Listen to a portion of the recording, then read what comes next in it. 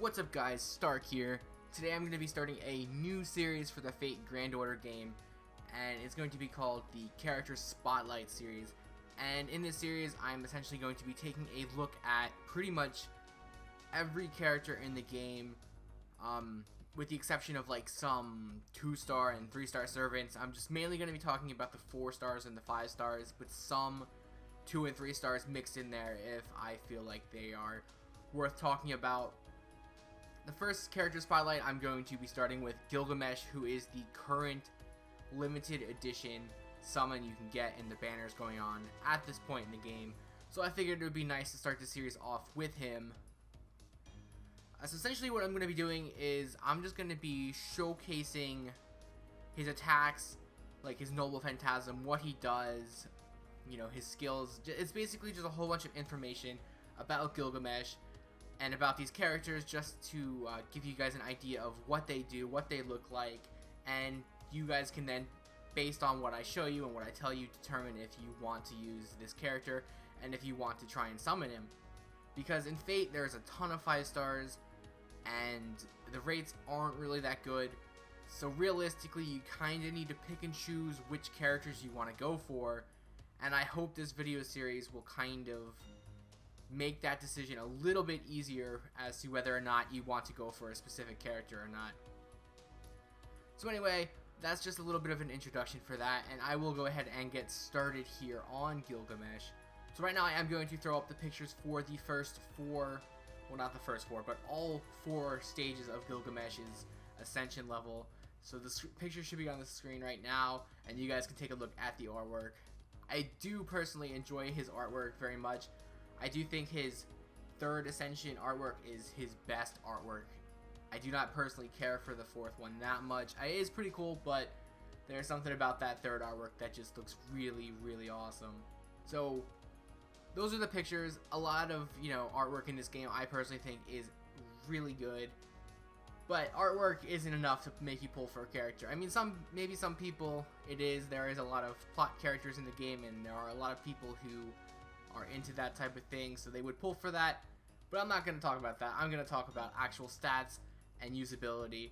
So at level 90 his maximum attack is going to be 12,280 and his maximum HP is going to be 13,097, which at this point in the game, I don't know, you know, overall if later on in the game there's going to be like some insane stat numbers or anything, but right now in the game that's some really good stats. It's definitely a very, very solid amount. And he is an archer class as well. Not that that really matters, but you know, he is the first really good archer class in the game. So, you know, just want to keep that in mind.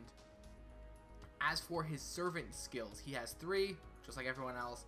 His first one is going to be the Charisma A+ skill, and he's going to increase the attack of all allies for 3 turns. So that's going to be his basic skill. And then when you ascend him, he's going to gain the Golden Rule A skill, which will increase his Noble Phantasm gain for 3 turns.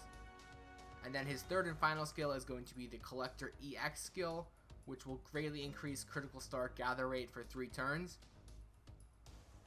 Now I'm pretty sure every character in the game has an interlude quest or set of quests that you can do in order to gain bonuses for that character. So Gilgamesh has 3 interlude quests, and one of them will buff his Collector EX skill into the Treasury of Babylon EX, which will greatly increase the critical star gather rate for 3 turns, and it will also increase his Noble Phantasm gauge. So right there, you know, that's a pretty good set of skills. Anytime you have an attack buffer, you know, that's always going to be nice, especially if it's an, you know, at a full team attack buffer. So you can throw that on there and just get a, you know, so much more increase in damage. I mean, it's not a whole lot, but if you get it to level 10, that's a 21% increase in damage.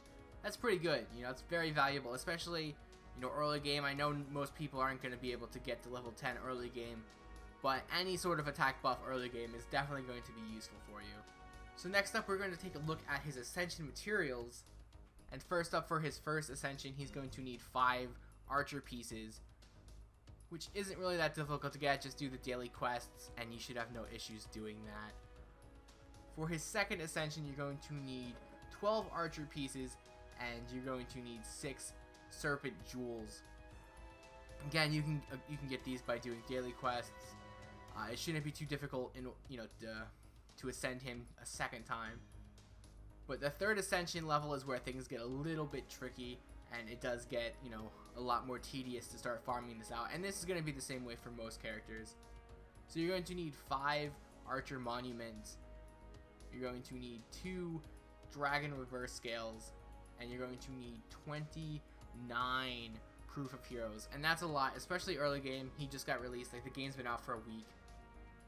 And that's going to be very difficult to get that much. I know you get them from logging in every day, but getting 29 and then not using them on anything else, it will be quite challenging to accumulate that much. But it shouldn't take that long if you really want to set your mind to it, and he's a character you want to go ahead and max out. And then finally, for his maximum ascension, you're going to need 12 Archer Monument pieces, 5 Heart of the Foreign Gods, and 4 Reverse Dragon Scales. So that, that's pretty, you're going to the max ascension. It's going to be very difficult to get these pieces. So, that's something you just want to work towards. And eventually, you'll go ahead and get there. There's no rush to max out these characters. And then for his skill enhancement materials, I'm not going to go ahead and explain all these. The picture's going to be on the screen. You guys can see it. It's pretty standard for most characters, all the skill ascension materials you need. It just swaps out depending on the class. So I'm not going to waste too much time talking about this. So next up here, we're going to talk about his craft essence. And essentially, if you don't know, anytime you get a character to a level 10 bond, it unlocks a craft essence specifically unique to that character, and I believe it can only be used by that character. So for Gilgamesh, he's going to have the Key of the King's Law, and that's going to increase his Noble Phantasm damage by 30%, and it's going to have a 30% chance to increase his own critical hit damage by 10% for 3 turns every time you attack. So that's insane. That's a really good damage buff for him, and it's going to increase all his stats by 100 as well, just by equipping it onto him.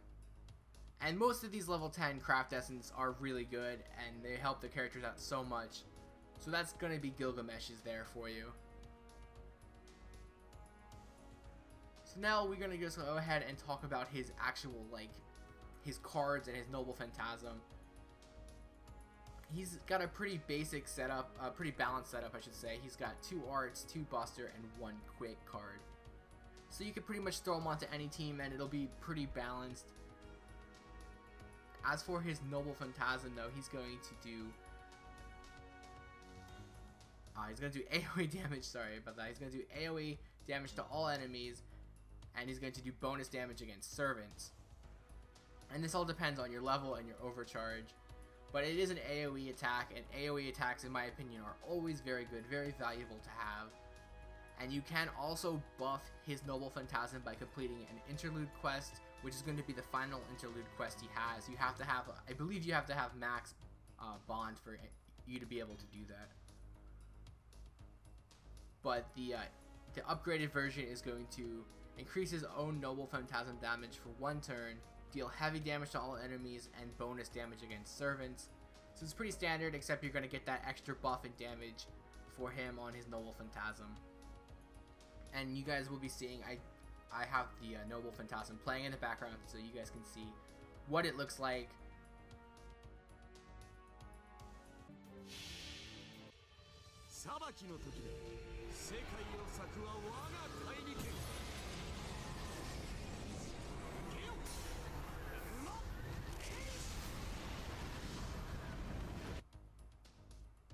But that's pretty much it for the character spotlight on Gilgamesh. This is the first video, so it's kind of a little rough around the edges, and I will have to, fine-tune it. Of course, having the character would make it a lot easier, but realistically speaking, I will never get all of the characters in the game, so I will have to do some things like this just to pop up the images on the screen. I hope it's not too much of a hassle for you guys to kind of follow through with what I'm doing. But this is a series I want to make. It is a series I want to continue doing to show you guys the characters in the game. Even if they're not characters you want to use, you can at least see what they are and what they do. So I hope you guys enjoyed this video. I hope you found it a little bit helpful. And I'll see you guys next time.